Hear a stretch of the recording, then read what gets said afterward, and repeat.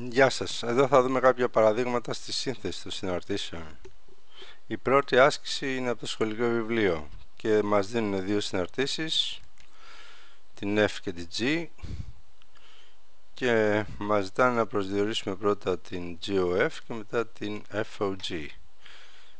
Ξεκινάμε λοιπόν από τα πεδία ορισμού. Αρχικά πρέπει να βρούμε τα πεδία ορισμού των συναρτήσεων, αφού αυτά δεν δίνονται. Το πεδίο ορισμού της F είναι όλο το R, αφού η F δεν έχει ούτε παρονομαστές ούτε ρίζες. Όσον αφορά για το πεδίο ορισμού της G, θα πρέπει το χ-2 να είναι μεγαλύτερο ίσο του μηδενός, δηλαδή θα πρέπει το χ να είναι μεγαλύτερο ίσο του 2, άρα το πεδίο ορισμού της G θα είναι το διάστημα από το 2 κλειστό μέχρι το συνάπειρο.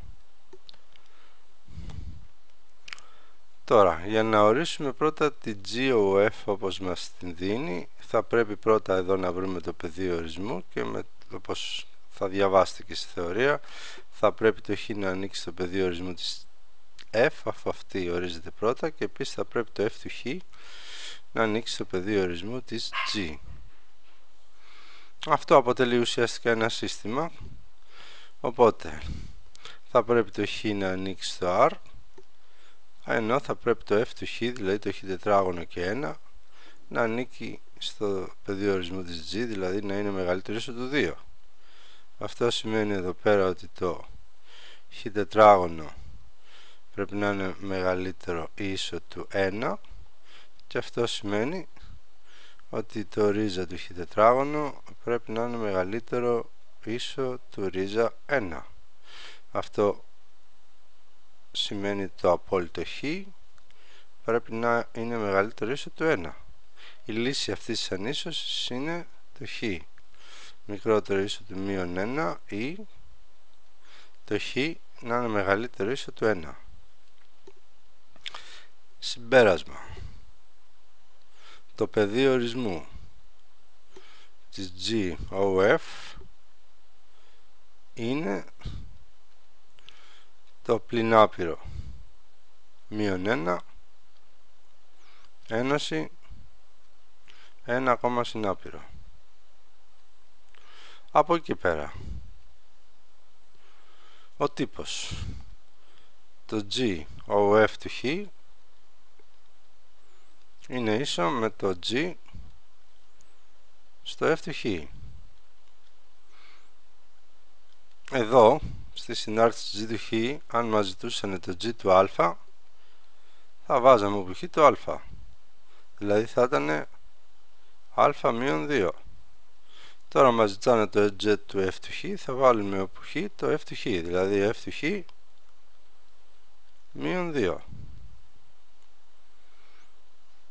Στη θέση όμως του F του χ έχουμε να βάλουμε το χ τετράγωνο και 1, άρα αυτό βγαίνει η ρίζα του χ τετράγωνο μείον 1. Αυτός είναι ο τύπος της F, που ορίζεται όπως είπαμε στο διάστημα, στο σύνολο, στο πεδίο ορισμού όπως το βρήκαμε προηγουμένως, δηλαδή σε αυτό.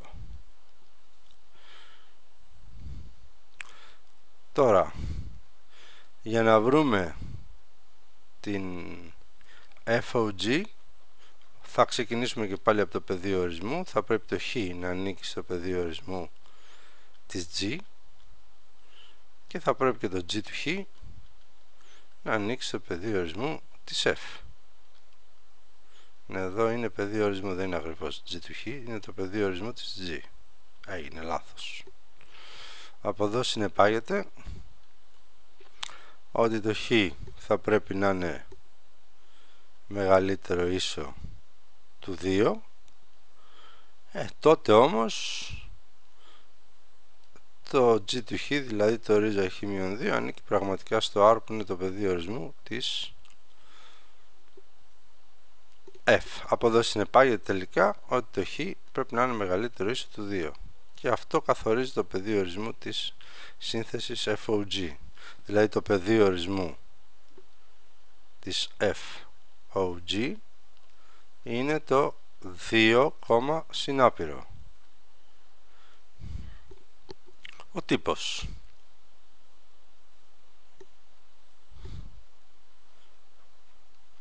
FOG του χ